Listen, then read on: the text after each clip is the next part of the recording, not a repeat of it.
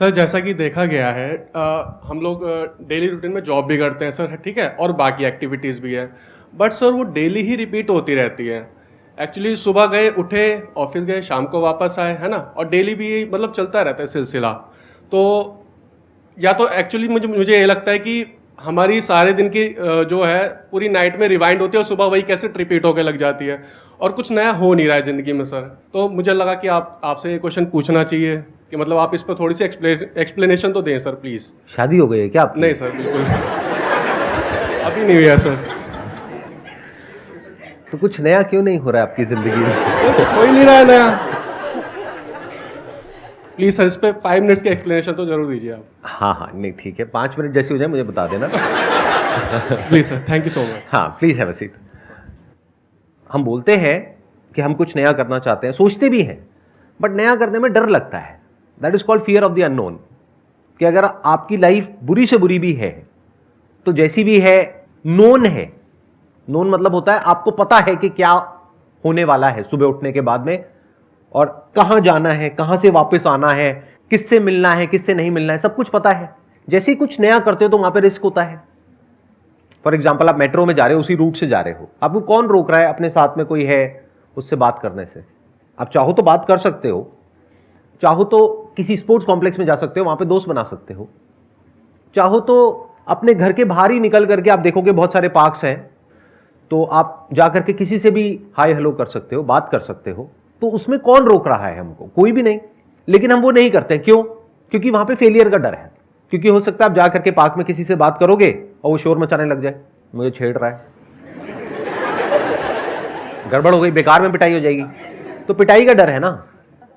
इतना तो एक माइक लेकर के बोलना। सर इतना पिटाई का डर तो होना ही चाहिए ना। इतना तो पिटाई का डर होना ही चाहिए। मतलब आप चाहते हैं कि कोई बेचारा किसी बेचारी से बात तक ना करे, और फिर आप कहते हो कि सर लव मैरिज नहीं हो पा रही है, हम क्या करें, कोई मिलता नहीं है, कोई मिलती नहीं है, अरेंज मैरिज में ढंग का नहीं मिलता है, क्या करें सर? अरे किसी को मौका दो। वो आकर के बात ही तो कर रहे हैं, हाय हेलो ही तो कर रहे हैं, एक स्माइल पास ही तो कर रहे हैं, उसमें भी हम गलत मतलब निकाल लेते हैं। स्माइल पास करना गुनाह हो गया क्या? ये बहुत बड़ी प्रॉब्लम है हमारे यहां पर। आप किसी दूसरी कंट्री में जाओ, यूएस में जाओ, यूके में जाओ, वहां पे चलते चलते भी आपको लोग स्माइल पास कर देंगे। यहां करके देखो। तो ये एक बहुत बड़ी प्रॉब्लम है। और ये प्रॉब्लम ये मत समझ लेना सिर्फ मेल्स के लिए है, ये फीमेल्स के लिए भी बहुत बड़ी प्रॉब्लम है। अरे आप किसी से बात ही नहीं करोगे तो आपकी एक अच्छी रिलेशनशिप बनने की पॉसिबिलिटी क्या है? पूरी लाइफ आपने डरा करके रखा लड़कों को, उन्होंने बेचारों ने हिम्मत ही नहीं करी आपके पास आने की या आपसे बात भी करने की। अब आपकी एज हो गई शादी की, अब घर वाले कह रहे हैं शादी कर लो। अब कहते हैं थोड़ा बहुत एडजस्टमेंट तो करना पड़ेगा। अब वो थोड़ा बहुत कई बार बहुत ज्यादा हो जाता है। इस एज में आप लोग बहुत अच्छे से समझ पा रहे होंगे, मैं ठीक कह रहा हूं गलत कह रहा हूं? इस एज ग्रुप में सबसे बड़ी प्रॉब्लम क्या होती है घर वालों की तरफ से? कि अब सेटल हो गए, शादी कर लो। कितनों को ये प्रॉब्लम आ रही है? हाथ ऊपर करके बताओ। आ रही है ना? अब क्यों आ रही है प्रॉब्लम? क्योंकि इतने बढ़िया वो बैठे हैं पीछे, उनको आपने कभी मौका ही नहीं दिया, और आज भी आप मौका नहीं देने वाले। मतलब इतना नहीं है कि यहां से सेशन खत्म हो रहा है, उसके बाद में चलो साथ में ऑटो में चल लेते हैं।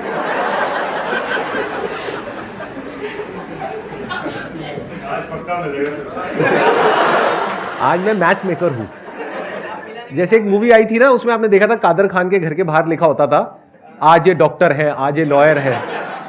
तो ऐसे ही आज यहां पे सेशन हॉल के बाहर में लिखा हुआ है आज ये मैच मेकर है। आज तो रिश्ता करा के ही छोड़ूंगा एक दो का, ताकि वो 1-2 साल बाद आए यहाँ पे हाथ में गोदी में बच्चा अच्छा लेकर के और कहे सर देखो ये यहीं का है, यहीं से इसकी शुरुआत हुई थी।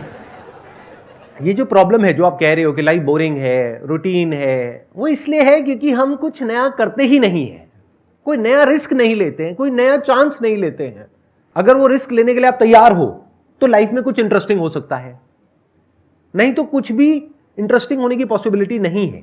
सर मेरा क्वेश्चन है कि आज के टाइम पर हम mostly after 22-23 we all are looking for jobs, and कभी कभी हमें जॉब्स मिल भी जाती है, हम सेटल भी हो जाते हैं, बट कुछ एम्बिशियस लोग they don't want to end up in relationship.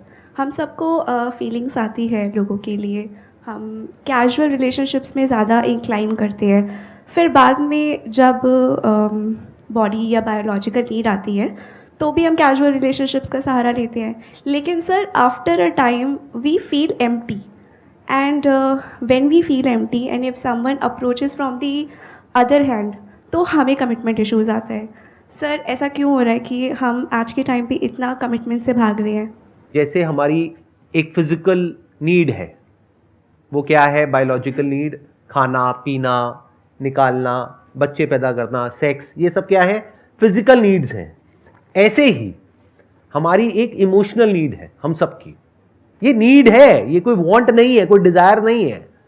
वो नीड क्या है कि we want some kind of a support system.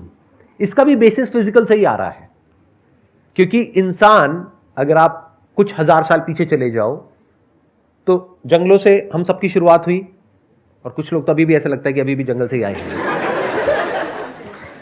बीच बीच में थोड़ा बहुत मजाक कर सकता हूँ, उड़ा सकता हूँ ना, ठीक है। सो क्या हुआ कि वहां पे जंगलों में वी वर नॉट सेफ, खतरा था चारों तरफ। तो हमको क्या समझ आया, अगर हम साथ में रहेंगे तो हमारे जिंदा रहने के चांसेस ज्यादा है। जब कोई हमारे साथ होता है और पूरी तरह से हमको सपोर्ट करने के लिए तैयार होता है, यहां तक कि वो हमारे लिए मरने को भी तैयार है, तो we feel safe and secure. And security is a need, it is not a desire. ऐसे ही रिलेशनशिप में एक स्टेबिलिटी होना, कोई ऐसा इंसान होना जो हमारे साथ हमारे पेरेंट्स के बाद भी रहे, ये कोई डिजायर नहीं है, नीड है। बट इसको हम समझ नहीं पाते हैं। क्यों? क्योंकि कभी हमने बोर्डम को फेस नहीं किया है, लोनलीनेस को एक्चुअल में नहीं देखा है अपने अंदर झांक करके। कभी देखना है तो 3-4 दिन के लिए कहीं बाहर चले जाओ और जा करके सिर्फ बैठ जाओ 3 दिन के लिए, कोई मोबाइल लेकर के नहीं जाना है। तब आपको समझ आएगा अकेलापन होता क्या है। आज क्या है? आज आप बिजी हो। किस में बिजी हो? रैट रेस में बिजी हो। रैट रेस क्या है? पैसा कमाने की रैट रेस, जो खत्म हो ही नहीं सकती। इस रैट रेस को जीत भी गए तब भी रैट के रैट ही रहने वाले हो। क्यों? क्योंकि पहले तो ये टेंशन होती है 20-22 साल की एज में, एक जॉब मिल जाए, जॉब मिल जाए, जॉब मिल जाए। आपने क्वेश्चन में भी बोला कि कुछ लोगों की जॉब लग जाती है, कुछ की नहीं, सबकी लग जाती है। नहीं लगेगी तो बेचारे कहां जाएंगे?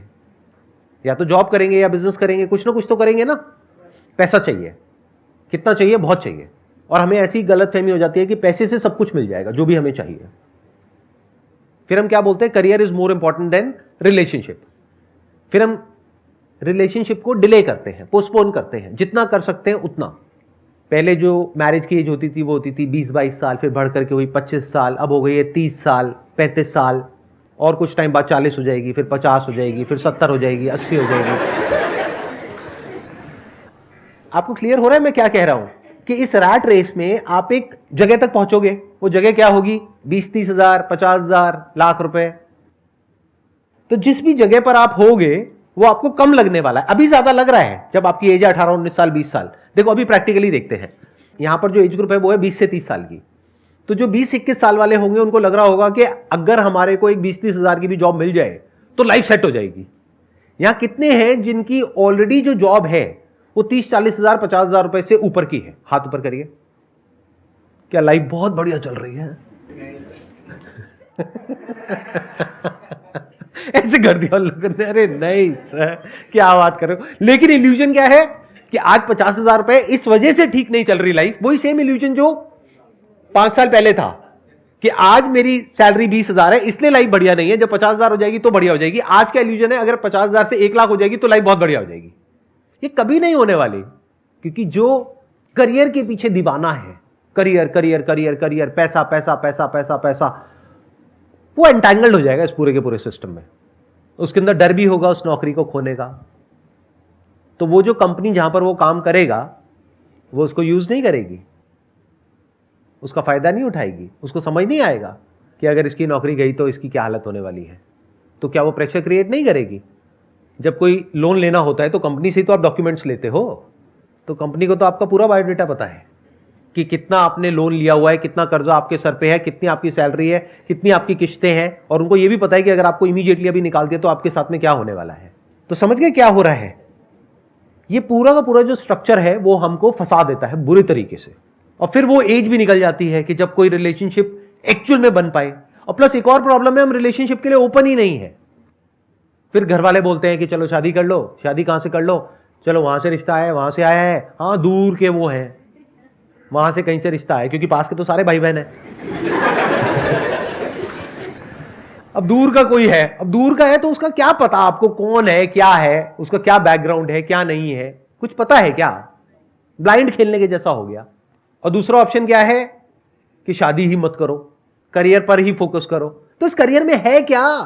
कभी सच को देखते क्यों नहीं हो? डू यू वांट कि मैं सच बोलूं या डू यू वांट कि मैं आपको मोटिवेट करूं और कहूं चलिए जी नमस्ते? सच सुनने का दम है? कितने एक्चुअल में चाहते हैं कि मैं सच बोलूं? ठीक है, सुनो। अब अगर रोना होना है तो रो लेना। क्या सीखा है? मेरे से रोना सीखा है? सच का सामना। हाँ ठीक है, सच का सामना शुरू किया जाए। कड़वा सच पता है क्या है? डिप्रेशन, एंजाइटी बहुत बुरे तरीके से बढ़ने वाली है। अब ये मत समझना कि मैं आपको कोई श्राप दे रहा हूं, मैं फैक्ट को एज इट इज देख रहा हूं और आपको बता रहा हूं कि क्या हो रहा है। It is science by looking at cause and effect. जैसे वेदर को प्रेडिक्ट किया जाता है ना, वो कोई तुक्का तो नहीं है ना, ऐसे ही आई कैन प्रेडिक्ट कि आने वाले 2 साल बाद, 5 साल बाद, 10 साल बाद क्या होने वाला है। स्पेशली ये जो लॉकडाउन में हमारा लाइफस्टाइल जिस तरीके से चेंज हुआ है, हमारे बच्चों का जो हुआ है पिछले 2 सालों में, कि पूरे दिन में 8 घंटे 10 घंटे वर्क फ्रॉम होम घर पे बैठे हुए हैं, तो बीमारियां इतने बुरे तरीके से बढ़ने वाली है जिसकी कोई हद नहीं है। इस सच को फेस कर लो जितनी जल्दी कर सकते हो। क्यों? क्योंकि हमारी बॉडी बनी किस चीज की है? धरती, जल, अग्नि, वायु, आकाश। इसमें से बताओ क्या आपको नेचुरल मिल रहा है इस रैट रेस में? धरती, क्या अच्छा खाना मिल रहा है? ऐसा खाना जिसको आप खाओ तो अंदर से एनर्जी बढ़ जाए, बिल्कुल फ्रेश, ऐसा तो नहीं है ना? ये सच है या मेरी कोई इल्यूजन है? मैं हवा में तो बातें नहीं कर रहा ना। धरती, जल, पानी बहुत अच्छा है क्या? किसी नदी में से निकाल करके पी रहे हो?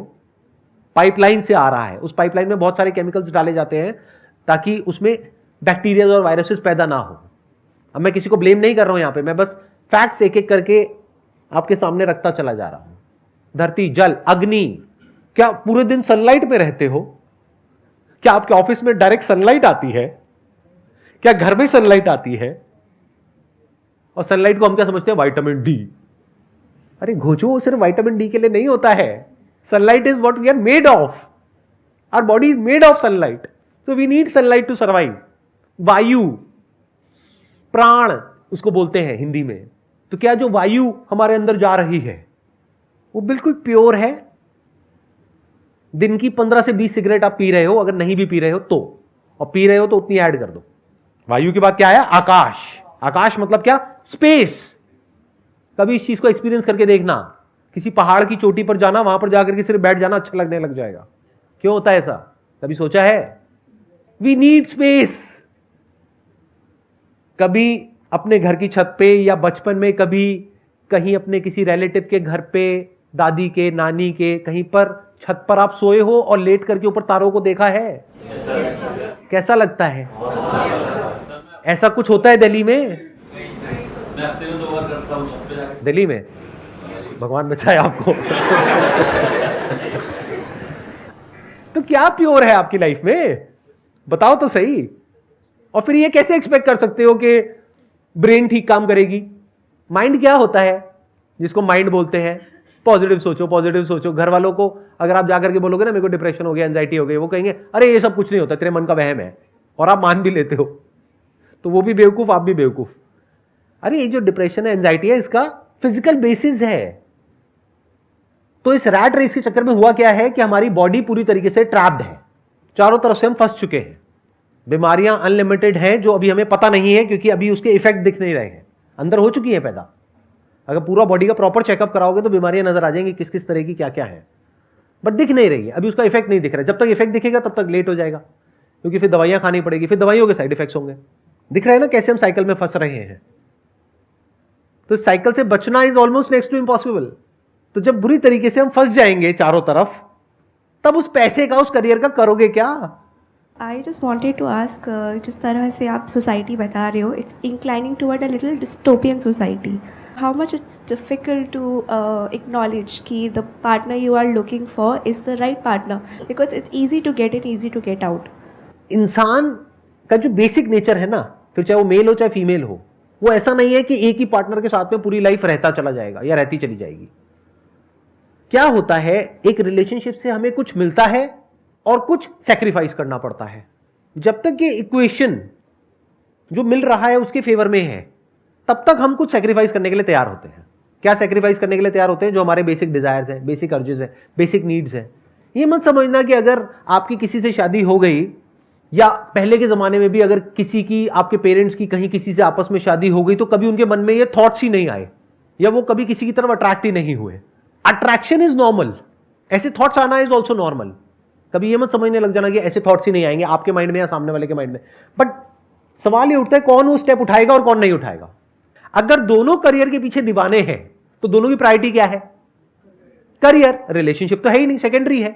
बट अगर दोनों अच्छे दोस्त हैं तो उनकी प्रायोरिटी कुछ और हो गई। वो हो गई कि हमें साथ में टाइम स्पेंड करना है। अब सारी इक्वेशन बदल गई। अब इस रिलेशनशिप में जो दोनों पार्टनर्स हैं वो अपनी जो अर्जेस हैं, औरों की तरफ जो वो अट्रैक्ट हो रहे हैं, उसको सैक्रिफाइस करने के लिए तैयार हो जाएंगे। और साथ में क्योंकि दोनों को कुछ ऐसा मिल रहा है विच इज प्राइसलेस, तो उसके लिए वो कितना भी बड़ा सैक्रिफाइस देने के लिए तैयार हो जाएंगे। आप समझ रहे हो? मतलब it is basically an equation. ऐसा कभी भी नहीं था कि अट्रैक्शन नहीं था। इसका प्रूफ यह है कि पहले के जमाने में, आज से 100 साल 500 साल पीछे आप चले जाओ, कुछ राजा महाराजा होते थे, उनकी 100 बीवियां होती थी। और ऐसे कुछ कंट्रीज आज भी हैं जहां पे कुछ फीमेल्स हैं, उनके इतने हस्बैंड्स होते हैं, मल्टीपल हस्बैंड्स होते हैं। तो दोनों ही तरफ है अर्जिस। तो ये मत समझना कि आज कुछ अलग हो रहा है। जैसे आप जानवरों को देखेंगे तो बायोलॉजिकली हम में और बंदरों में ज्यादा फर्क नहीं है। तो क्या बंदर एक ही पार्टनर के साथ रहते हैं पूरी लाइफ? नहीं रहते। तो इंसान कैसे रहेगा?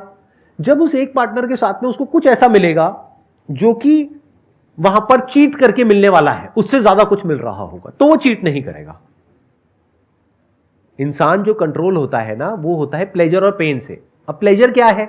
एक है इंस्टेंट प्लेजर।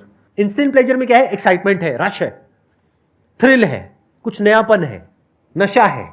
ये सब क्या है? Instant pleasure. तो इसको क्यों सेक्रीफाइस करेगा एक इंसान, और कब करेगा? जब उसको समझ आएगा कि प्लेजर क्या होता है और हैप्पीनेस क्या होती है। अब उसको ये सब समझने की जरूरत भी नहीं है, एक इंसान फील कर लेता है। बहुत लोग हैं वो साइकोलॉजिकली इतनी मेरी बातों को समझ नहीं पाएंगे, बट वो एक अच्छी रिलेशनशिप में है और वो चीट नहीं कर रहे हैं एक दूसरे को।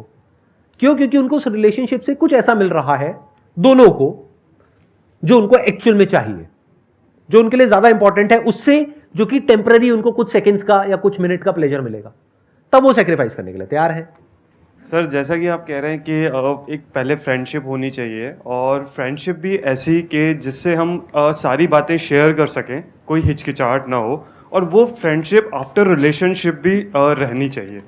तो it means you are saying like प्यार दोस्ती है काइंड ऑफ लाइक। प्यार अलग है, उसके लिए मेरा आप एक सेशन देखिए व्हाट इज लव, और दोस्ती के लिए सेशन देखिए व्हाट इज फ्रेंडशिप। ये मैंने कर दी अपनी marketing. Wish you all the very best. It was pleasure talking to you and pleasure meeting you all. Thank you so much.